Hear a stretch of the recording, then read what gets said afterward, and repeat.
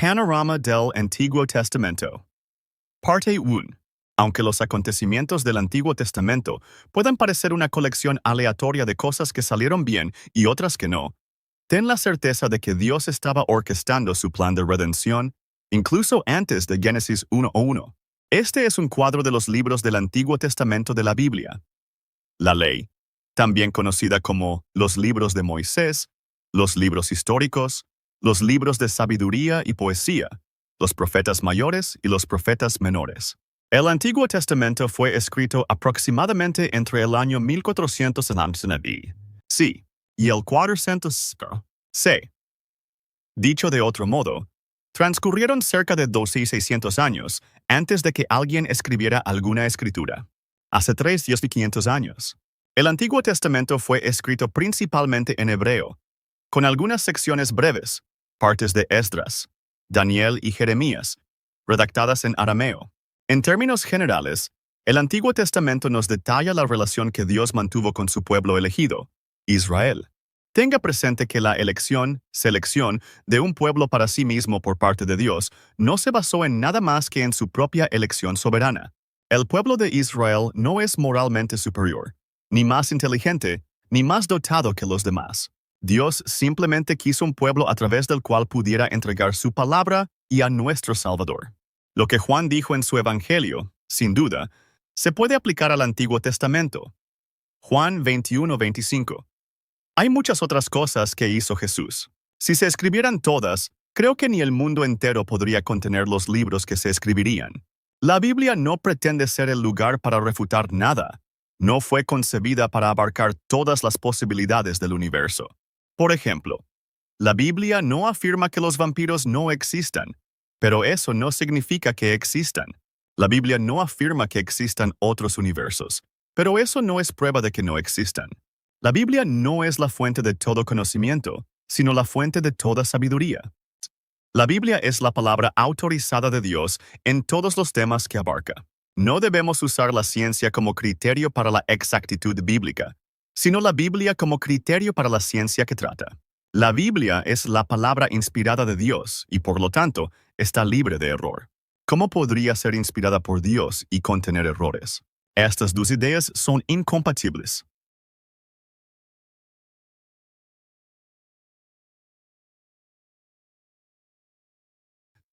Autor. El autor del libro del Génesis no está identificado. Sin embargo, la mayoría de los teólogos atribuyen a Moisés la autoría de los libros que van desde el Génesis hasta el Deuteronomio. Sabemos que Moisés puso las cosas por escrito. Así lo indica Lucas 16:31. Pero Abraham respondió: si no escuchan a Moisés y a los profetas, no se convencerán ni siquiera si alguien resucita de entre los muertos. Fecha de redacción. El autor no especifica cuándo escribió la obra.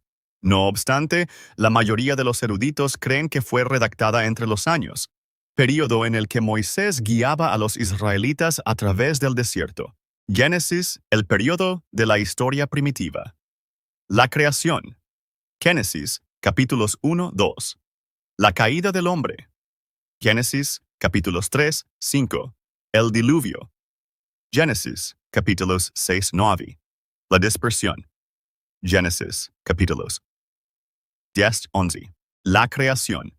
Génesis 1:1, 2.3. El método de la creación. Dios dijo, y así fue. También conocido como ex nihilo o de la nada. Hebreos 11:3. Por la fe entendemos que el universo fue creado por la palabra de Dios, de modo que lo que se ve no fue hecho de cosas visibles. Existe la tentación, incluso en círculos cristianos, de recurrir a la ciencia para validar los eventos de la creación. No caigan en esa trampa. Si creemos que la Biblia es la palabra de Dios, entonces debemos creer en ella. La ciencia se pone al día con la Biblia, no al revés. La creación no puede demostrarse mediante la ciencia. Fue un acto espectacular, sobrenatural y milagroso. La evidencia científica es comprobable, reproducible y observable. Los milagros no. Job 38:6. ¿Has entrado hasta los manantiales del mar?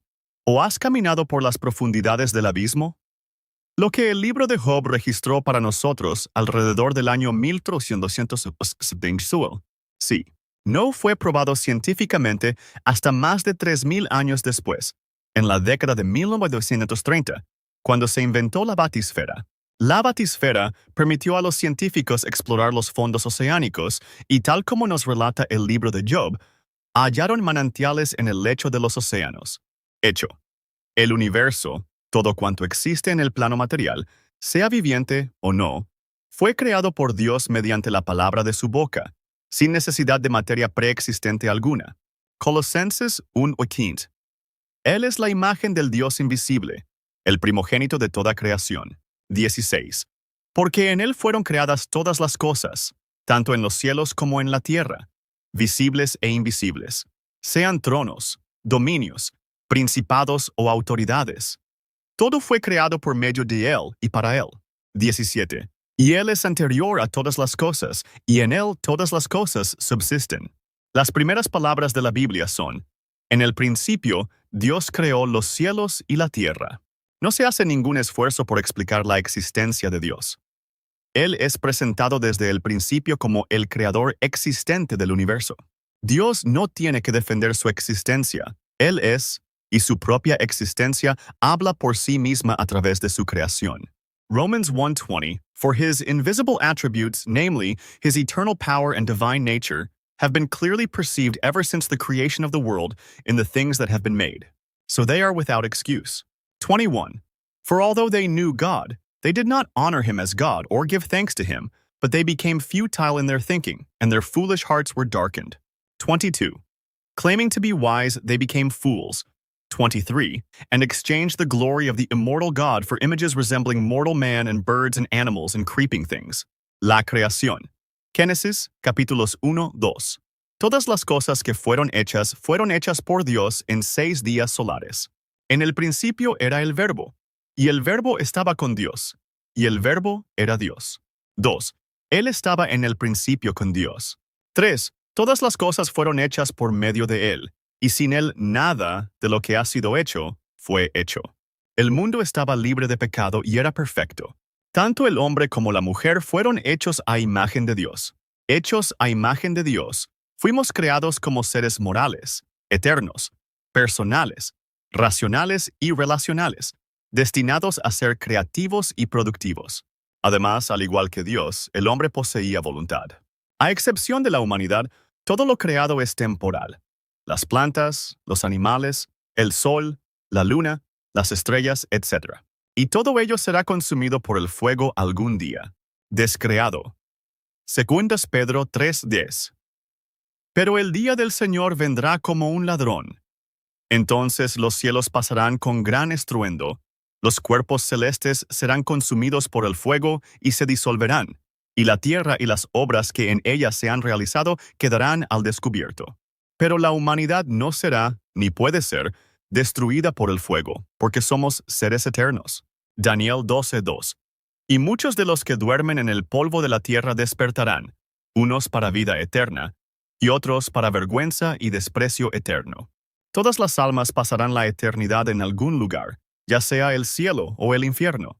Una vez concebida en el vientre materno, no existe la posibilidad de dejar de existir. En la creación original no había pecado, y, por consiguiente, tampoco dolor, tristeza ni muerte. Estas condiciones regresarán en la nueva tierra. Apocalipsis 21:4.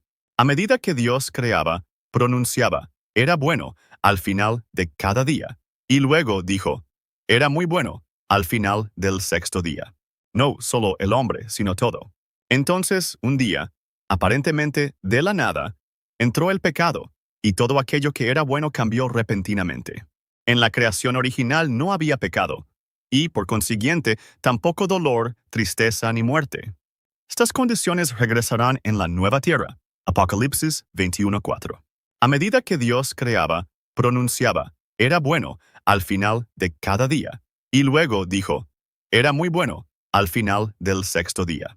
No solo el hombre, sino todo. Entonces, un día, aparentemente de la nada, entró el pecado, y todo aquello que era bueno cambió repentina. Nuestra cosmovisión, lo que creemos acerca de la condición del ser humano, ya sea que éste sea intrínsecamente bueno o intrínsecamente malo, moldeará la manera en que percibimos la vida en este mundo y dictará los remedios que propugnaremos para abordar los problemas del mundo. La caída del hombre.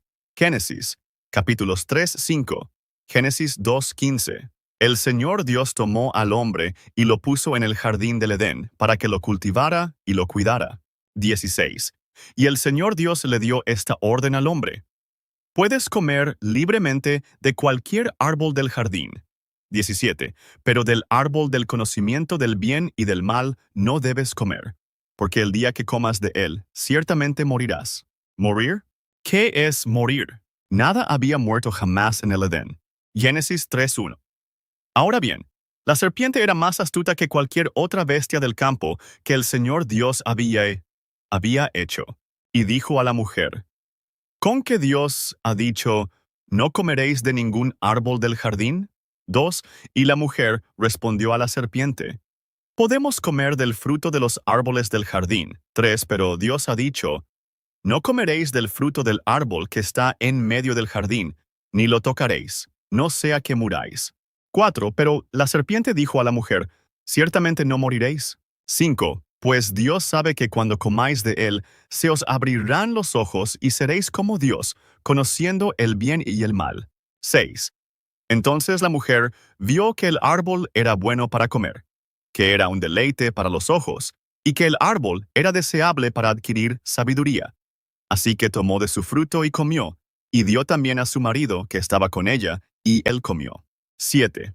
Entonces se les abrieron los ojos a ambos y supieron que estaban desnudos, y cosieron hojas de higuera y se hicieron unos ceñidores. Romanos 5:12.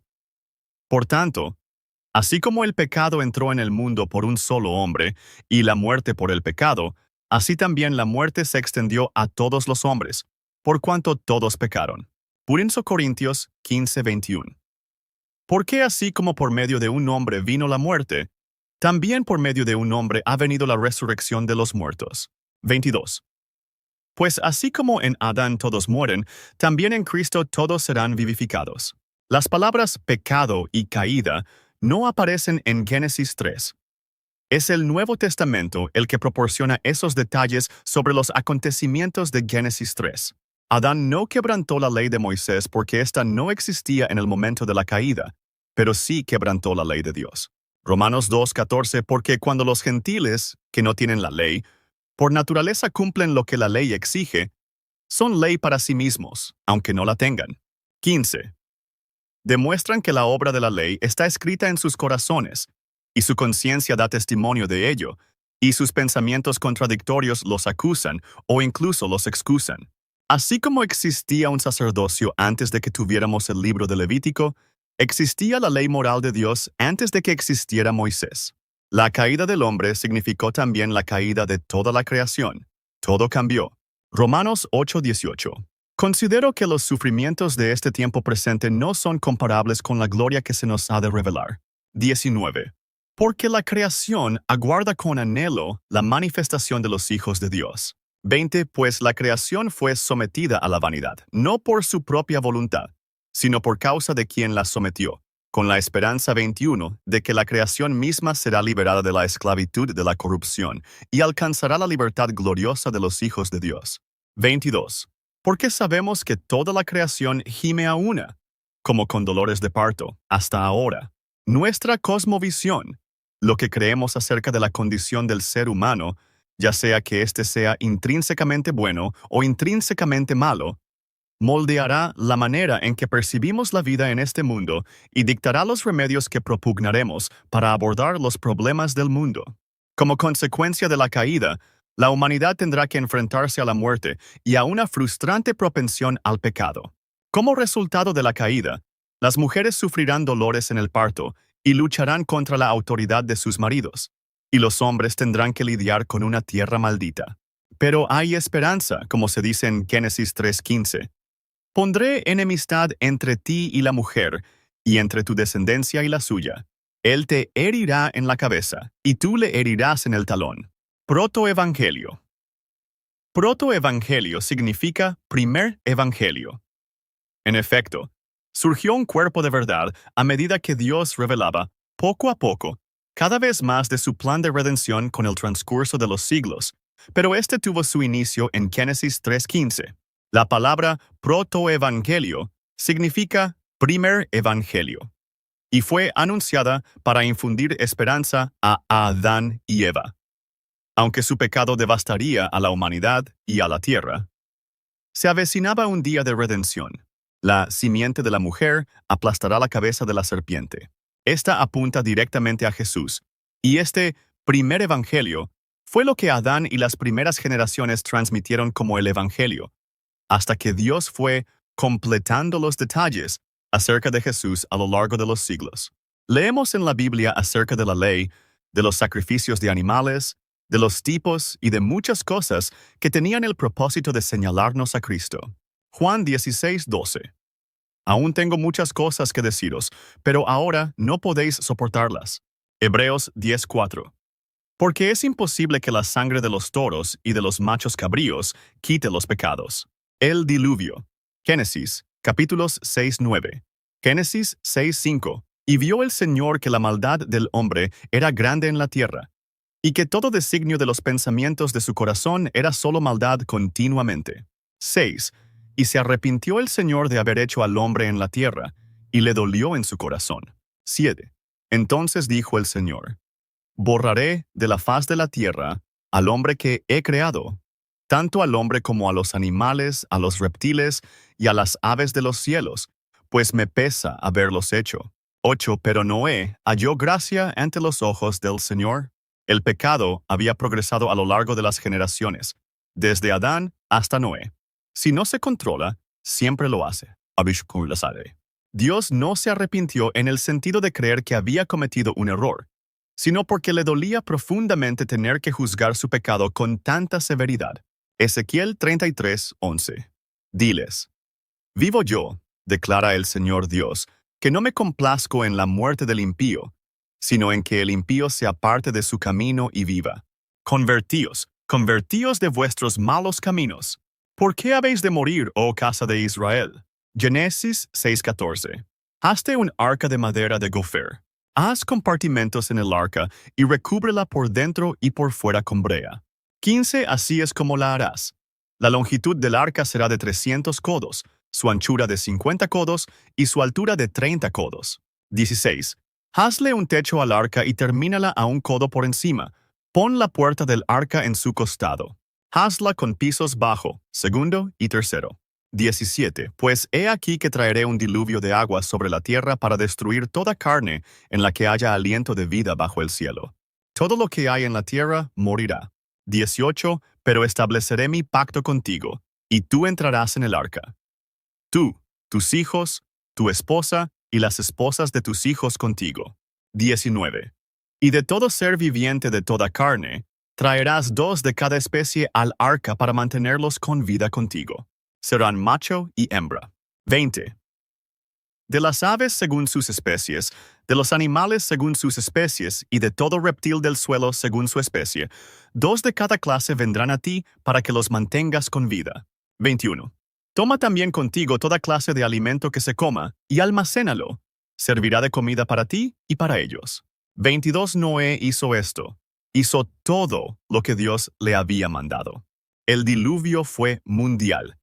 Génesis 7:11. En el año 600 de la vida de Noé, en el segundo mes, el día 17 del mes, en ese día se rompieron todas las fuentes del gran abismo y se abrieron las ventanas de los cielos. Génesis 7:17. El diluvio continuó 40 días sobre la tierra. Las aguas crecieron y levantaron el arca, y ésta se elevó muy por encima de la tierra. 18. Las aguas prevalecieron y aumentaron grandemente sobre la tierra, y el arca flotaba sobre la superficie de las aguas. 19. Y las aguas prevalecieron tan poderosamente sobre la tierra, que todas las montañas altas bajo todo el cielo quedaron cubiertas. 20. Las aguas prevalecieron por encima de las montañas, cubriéndolas con una profundidad de 15 codos. El pacto con Noé. Génesis 8:18. Entonces salió Noé, y con él sus hijos, su esposa y las esposas de sus hijos. 19. Todo animal, todo reptil y toda ave, todo lo que se mueve sobre la tierra, salió del arca por familias. 20 Luego Noé edificó un altar al Señor. Tomó de todo animal limpio y de toda ave limpia, y ofreció holocaustos sobre el altar. 21. Y cuando el Señor percibió el aroma grato, dijo el Señor en su corazón: Nunca más volveré a maldecir la tierra por causa del hombre, pues la intención del corazón del hombre es mala desde su juventud. Tampoco volveré a destruir a todo ser viviente como he hecho. 22. Mientras permanezca la tierra, no cesarán la sementera y la cosecha, el frío y el calor, el verano y el invierno, el día y la noche. La dispersión. Génesis capítulos 10, 11. Las genealogías de Jafet, Sem, la descendencia piadosa, y Cam. Génesis 10, 32. Estas son las familias de los hijos de Noé, según sus genealogías, en sus respectivas naciones. De estas se extendieron las naciones por la tierra después del diluvio. Génesis 11:1. Ahora bien, toda la tierra tenía un solo idioma y las mismas palabras. 2. Y al emigrar la gente desde el oriente, hallaron una llanura en la tierra de Sinar, y se establecieron allí. 3. Y se dijeron unos a otros: Vamos, fabriquemos ladrillos y cocinémoslos bien. Y usaron ladrillo en lugar de piedra, y betún en lugar de mezcla. 4. Entonces dijeron: Vamos, edifiquémonos una ciudad y una torre cuya cúspide llegue hasta los cielos, y hagámonos un nombre, no sea que seamos dispersados por la faz de toda la tierra. 5. Y el Señor descendió para ver la ciudad y la torre que los hijos de los hombres habían edificado. 6. Y el Señor dijo: He aquí, son un solo pueblo, y todos tienen un mismo idioma. Y esto es solo el comienzo de lo que harán. Y ahora nada de lo que se propongan hacer les será imposible. 7. Vamos, descendamos y confundamos allí su lenguaje, para que no se entiendan el habla unos a otros. 8. Así que el Señor los dispersó desde allí por la faz de toda la tierra, y dejaron de edificar la ciudad. 9. Por eso se le llamó Babel, porque allí el Señor confundió el lenguaje de toda la tierra, y desde allí el Señor los dispersó por la faz de toda la tierra. La torre de Babel nunca tuvo la intención de llegar al cielo, sino de servir como medio para escapar del juicio de Dios, en caso de que Él enviara alguna vez otro diluvio. Necios. El juicio sobre el mundo en la torre de Babel fue un acto de misericordia. Evidentemente, existe una relación entre la capacidad de los hombres pecadores para colaborar y la magnitud de su pecado. Para frenar el avance de la humanidad hacia otro juicio mundial, Dios confundió sus lenguas y los dispersó. La historia del Génesis registra las vidas de 4 grandes hombres: Abraham, Génesis 12, 1, 25, 8. Isaac, Génesis 21, 1-35, 29. Jacob, Génesis 25, 21, 50, 14. José, Génesis 30, 22, 50, 26. Abraham, Génesis 12, 1, 25, 8. Abraham no era judío, sino un gentil llamado a salir del paganismo en Ur de los Caldeos. Sin ningún trasfondo piadoso, un día Dios llama a Abraham. Él responde y parte hacia lugares que le eran desconocidos. Asombroso. Hebreos 11:8. Por la fe, Abraham obedeció cuando fue llamado a salir hacia un lugar que había de recibir como herencia, y salió, sin saber a dónde iba. Abraham debería infundirnos esperanza a todos nosotros, tanto a nivel individual como, a menudo, en nuestra condición de padres cristianos con hijos descarriados. Abraham se crió en el paganismo. Sin embargo, un día Dios lo llamó y, aparentemente de la nada, él respondió, convirtiéndose así en el ejemplo por excelencia de la justificación por la fe. No hubo historias bíblicas durante su infancia, ni padres que oraran por él, y jamás leyó siquiera un folleto evangelístico. Y no obstante, cuando Dios lo llamó, dejó su hogar y a su familia y lo siguió. Y este es el misterio de la fe salvadora. No intentes comprenderlo. Simplemente aférrate a él por el bien de todas esas personas perdidas en tu vida por las que oras con tanto fervor. El pacto abrahámico. Génesis 12:1. Ahora bien, el Señor le dijo a Abraham: Sal de tu tierra, de tu parentela y de la casa de tu padre, hacia la tierra que yo te mostraré. 2. Y haré de ti una gran nación. Te bendeciré y engrandeceré tu nombre, de modo que serás una bendición. 3. Bendeciré a los que te bendigan, y a quien te deshonre maldeciré. Y en ti serán benditas todas las familias de la tierra. 4. Entonces Abram partió, tal como el Señor le había dicho, y Lot se fue con él. Abram tenía 75 años cuando salió de Harán. 5. Y Abram tomó a Sarai, su esposa, y a Lot, el hijo de su hermano, y todas las posesiones que habían acumulado, y las personas que habían adquirido en Harán. Y se pusieron en camino para ir a la tierra de Canaán. Pacto abrahámico. Haré de ti una gran nación. Te bendeciré y haré famoso tu nombre, y serás una bendición para otros. Bendeciré a los que te bendigan, y maldeciré a los que te traten con desprecio. Todas las familias de la tierra serán bendecidas por medio de ti. Génesis 14, 17. A su regreso, después de haber derrotado a Kedor Laomer y a los reyes que estaban con él, el rey de Sodoma salió a su encuentro en el valle de Sabe, es decir, el valle del rey. Jehoshaphat y Melquisedec, rey de Salem, sacó pan y vino. Él era sacerdote del Dios Altísimo. 19. Y lo bendijo, diciendo: Bendito sea Abraham por el Dios Altísimo, poseedor de los cielos y de la tierra. 20. Y bendito sea el Dios Altísimo, que ha entregado a tus enemigos en tu mano. Aarón, mientras se hallaba en los lomos de Abraham, pagó diezmos a un sacerdote de un orden diferente, el cual sería descrito más tarde como un sacerdocio eterno, específicamente el sacerdocio de Cristo. Melquisedec. Parecería un tanto fuera de lugar presentar a un sacerdote de Dios antes de que existiera lo que la mayoría llamaría la ley de Moisés. Pero recuerde que los 10 mandamientos y la ley levítica no constituyeron la primera manifestación de las leyes morales de Dios. Estas han existido desde siempre. Abraham pagó los diezmos a Melquisedec, quien era rey de Salem y sacerdote del Dios Altísimo. Génesis 14:18. Génesis 15:4. Y he aquí, la palabra del Señor vino a él, diciendo: Este no será tu heredero, tu propio hijo será tu heredero. 5. Y lo llevó fuera y le dijo: Mira hacia el cielo y cuenta las estrellas, si es que puedes contarlas. Luego le dijo: Así será tu descendencia. 6. Y él creyó al Señor, y él se lo contó por justicia. Romanos 4:1. ¿Qué diremos entonces que obtuvo Abraham, nuestro antepasado según la carne? 2. Porque si Abraham fue justificado por las obras, tiene de qué jactarse, pero no delante de Dios. 3. Pues, ¿qué dice la Escritura? Abraham creyó a Dios, y le fue contado por justicia. A Abraham se le promete un hijo a través de Sara cuando él tenía 100 años y Sara tenía 90. Génesis 18:10. El Señor dijo: Ciertamente volveré a ti aproximadamente en esta misma época el año que viene, y Sara, tu esposa, tendrá un hijo.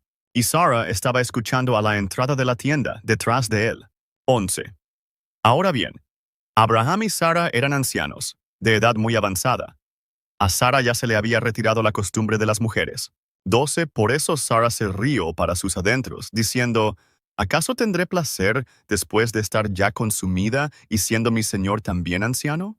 13. El Señor le dijo a Abraham: ¿Por qué se rió Sara y dijo: ¿Acaso daré a luz un hijo de verdad, ahora que soy vieja?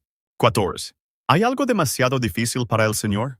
En el tiempo señalado volveré a ti, aproximadamente en esta misma época el año que viene, y Sara tendrá un hijo.